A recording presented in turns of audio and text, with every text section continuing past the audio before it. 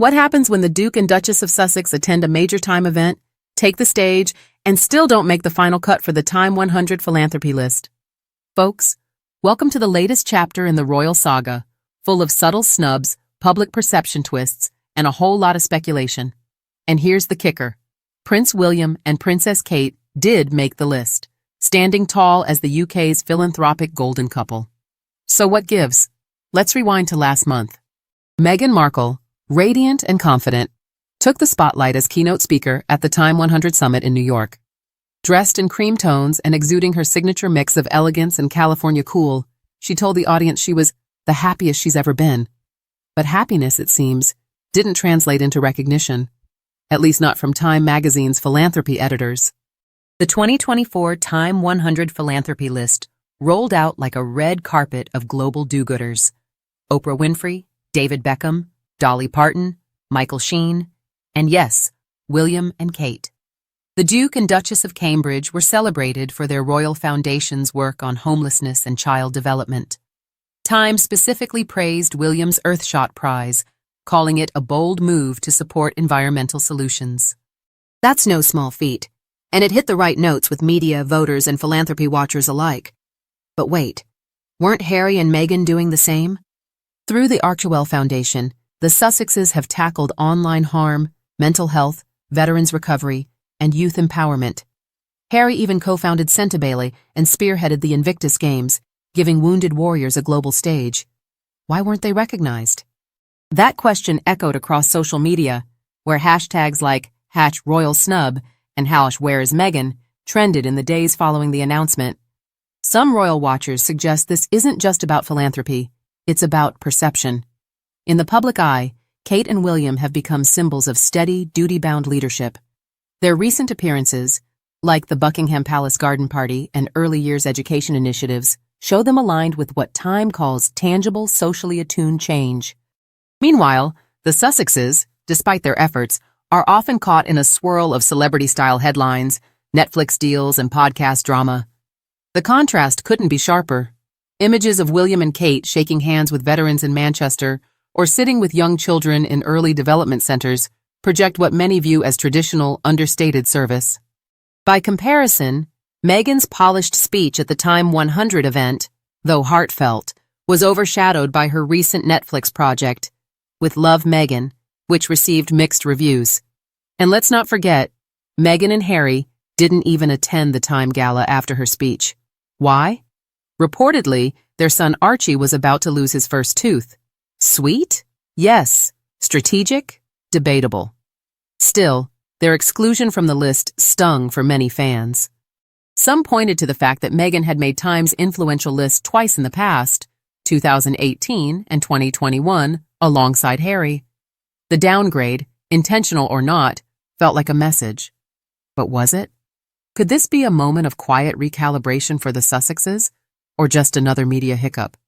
As we dig deeper, let's not ignore the timing. The Sussexes' public image has been riding a wave of highs and lows. On one hand, the Archewell Foundation has reported tangible impacts: mental health programming, scholarships for women, and digital safety research. On the other hand, critics argue their efforts are often eclipsed by their high-profile lifestyle. It raises the question that keeps showing up in Google search bars. Are Meghan and Harry real philanthropists or just celebrity activists? Compare that to William and Kate's methodical approach. Their causes are undeniably impactful.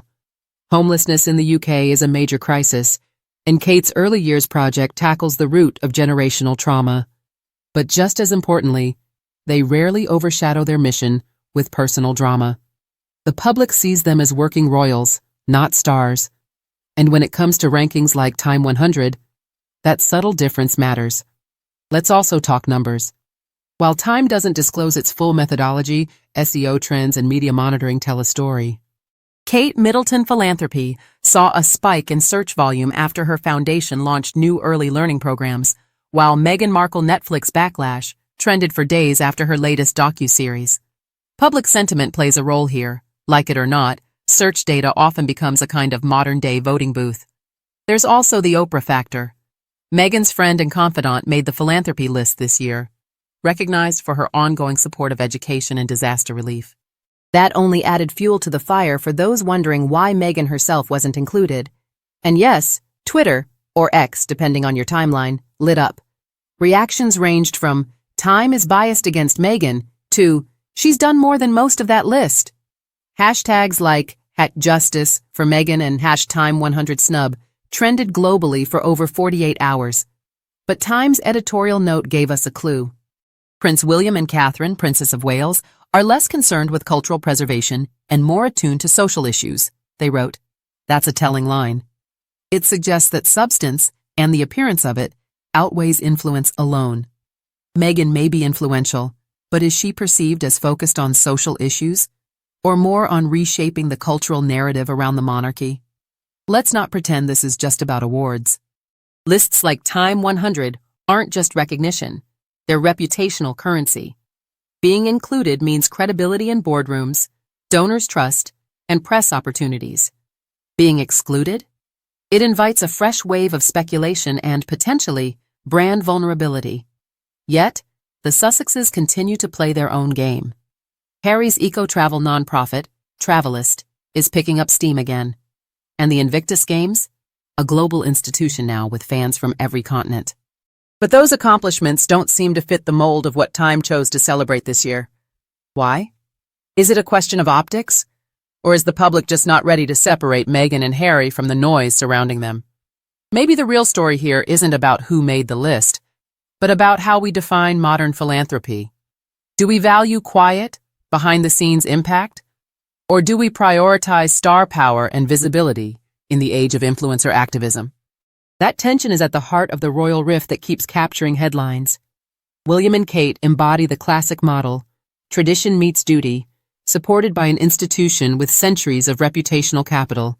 Their royal garden party appearances and formal charity visits paint a picture of stability. Images from recent events show the couple, polished and smiling, as if out of a storybook. It reinforces their brand as dependable and grounded. Exactly what philanthropic bodies like Time tend to reward. Harry and Meghan, meanwhile, represent disruption.